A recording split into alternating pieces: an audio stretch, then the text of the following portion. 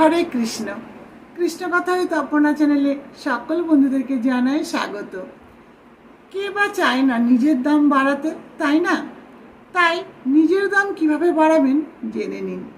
প্রথমেই বলবো, অহংকার করে নয়, অন্যের ক্ষতি করে নয়, বা কাউকে আঘাত করে নয়, নিজের দাম কিভাবে বাড়াবেন জেনে নিন।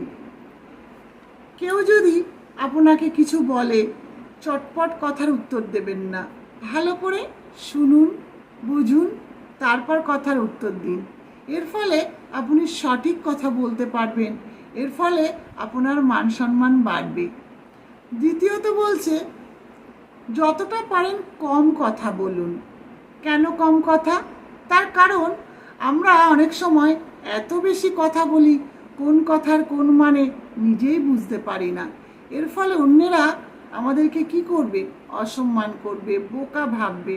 তাই নিজের দাম বাড়াতে গেলে যতটা সম্ভব কম কথা বলুন। আর যখনই আমরা কম কথা বলবো, আমাদের তখন ভুল কথা হবে না, বা ভুল কথা আমরা বলবো না তখন। তৃতীয়ত বলছে, নিজেকে ব্যস্ত রাখুন। নিজেকে যতটা পারবেন একা রাখুন। কেন? তার কারণ হলো, আমরা যদি নিজেকে সর্বদা ব্যস্ত রাখতে পারি, আমাদের মন সবসময় তাহলে চঞ্চল হবে না, আমাদের মন থাকবে স্থির। কারণ আমরা কর্মের মধ্যে দিয়েই আমরা যদি নিজের জীবনটাকে চালাই, আমাদের মন সেই কর্মে ব্যস্ত থাকবে।